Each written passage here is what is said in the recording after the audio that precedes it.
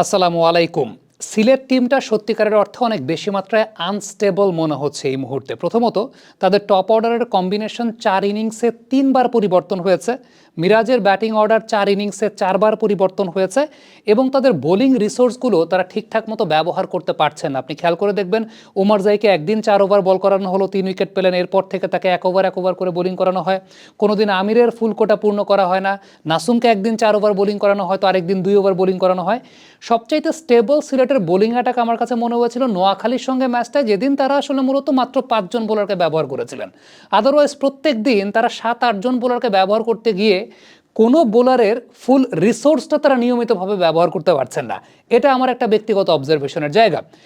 এই টিমটাতে আরিফুলকে এখনও কেন খেলানো হচ্ছে না সেটাও আমার একটা অনেক বড় প্রশ্নের জায়গা। অনেক কম্বিনেশনের চেষ্টা করা হচ্ছে, ৪ ইনিংসে টপ অর্ডারের কম্বিনেশন ৩ বার পরিবর্তন করা হয়েছে।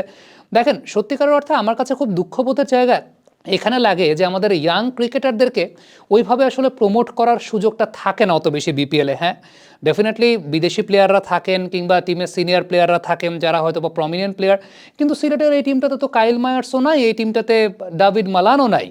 তাহলে আসলে আরিফুলকে কেন এখন পর্যন্ত ট্রাই করানো হচ্ছে না, এটা আমার একটা প্রশ্নের জায়গা আছে। কারণটা হচ্ছে 4টা ম্যাচ হয়ে গেছে, এখনও কোনো সেটেল টপ অর্ডার কম্বিনেশন দাঁড়াচ্ছে না। জাকির হাসানের কাছ থেকে ঠিকঠাক মতো প্রোডাক্টিভিটি পাওয়া যাচ্ছে না, 15-16 রান করছেন।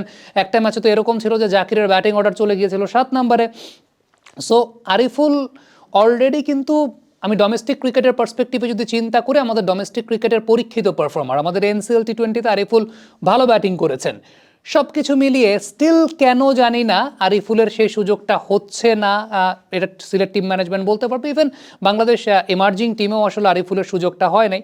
আমার কাছে এটা ব্যক্তিগতভাবে মনে হয় যে এই মুহূর্তে টপ অর্ডারের যে একটা সংকটে ভুগছে, মানে টপ অর্ডারের কম্বিনেশনের সংকটে ভুগছে সিলেট টাইটান্স, এটাই খুব সম্ভবত তাদের প্রবলেমের সবচেয়ে বড় কারণ। আপনি একটা বিষয় খেয়াল করে দেখবেন, প্রথম উইকেটটা পড়লে সিলেটের এরপরের উইকেটটা সঙ্গে সঙ্গেই পড়ে যায়, একটু পরেই পড়ে যায়। So within the power play তারা 2 উইকেটস ডাউন, উপর থেকে কোনো সলিড বেস বা ফাউন্ডেশন তৈরি হয় না। এখন প্রতিদিন তো আপনি পারভেজ ইমনের উপর ওই প্রেশারটা দিতে পারবেন না।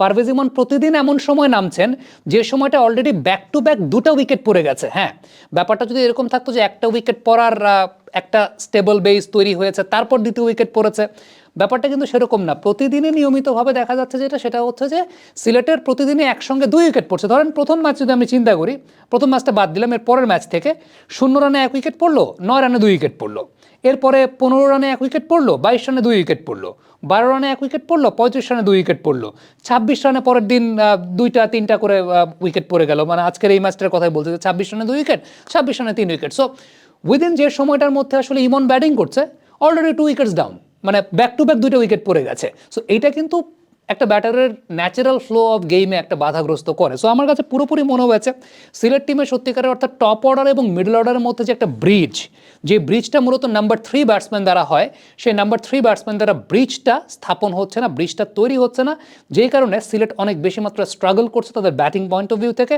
বোলিংয়ের জায়গা থেকেও বলবো যে এই কন্ডিশনটাকে শেখ মেহেদি যেভাবে ইউটিলাইজ করতে পারছেন, মিরাজ সেভাবে ইউটিলাইজ করতে পারছেন না অ্যাকর্ডিং টু বোলিং মেরিট। এটা নিয়ে আলাদা করে একটা বিশ্লেষণের দাবি অবশ্যই রাখে, তবে তার চাইতেও বেশি আমার কাছে মনে হয় যে বোলিং কম্বিনেশন সেট হচ্ছে না।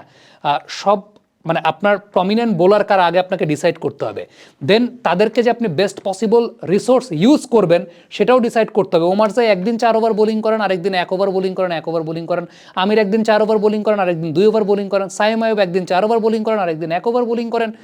এই জায়গাটা আমার কাছে মনে হচ্ছে, ইভেন নাসুম, এর আগের ম্যাচে আমরা দেখতে পেয়েছিলাম যে নাসুমের ওভার থাকা সত্ত্বেও ডানহাতি ব্যাটসম্যান মাহমুদুল্লাহ রিয়াদের এগেইনস্টে অফ ব্রেক বোলার মেহেদি মিরাজ এসেছেন।